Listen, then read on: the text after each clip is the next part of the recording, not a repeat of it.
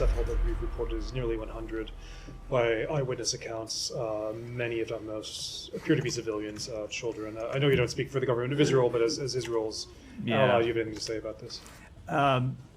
We are deeply concerned by the loss of civilian life in this incident.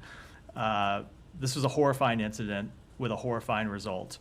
I can't speak to the total death toll, but there are reports of 24 children killed in this incident. No doubt a number of them are children who have been fleeing the effects of this war for more than a year now. We have reached out to the government of Israel to ask what happened here.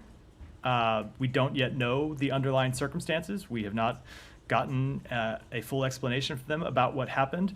But you step back and look at where we are in this campaign.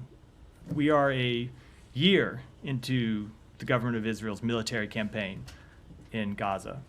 And Israel has decimated Hamas's military capabilities. It has decimated Hamas's leadership.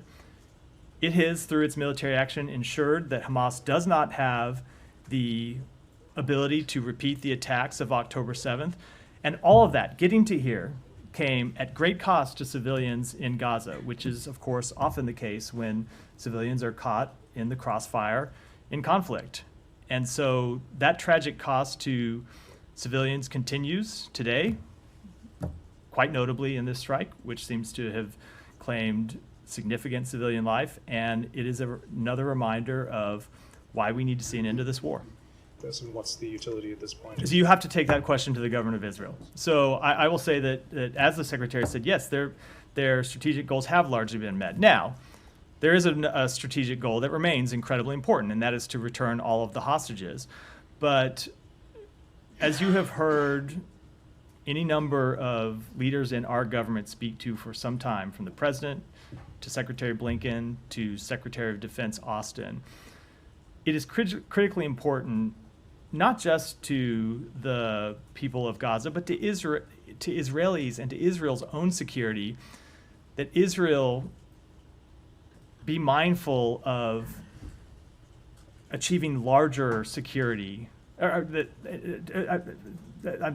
Israel be mindful of achieving a larger strategic success, and that they be mindful of finding a way to end this campaign in a way that brings the hostages home and in a way that ensures their security, and not just continuing in an endless, perpetual conflict.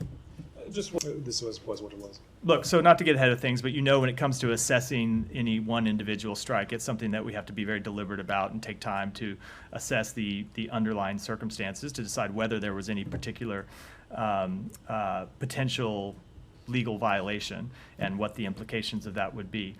I will say what we are going to do about it, though, is to continue to try and end the war and continue to impress upon to the government of Israel the need to end this war, to continue to work with the other mediators, Egypt and Qatar, to try and find a way forward to end this war, and to continue to work with partners throughout the region and throughout the world to present a plan for what follows the war, which would give Israel the confidence that they don't need to continue an endless fight, that there would be actual security in Gaza that would provide security for Israel too, and so that they can withdraw their forces from Israel and know that there isn't an ongoing threat to Israeli civilians and to the state of Israel.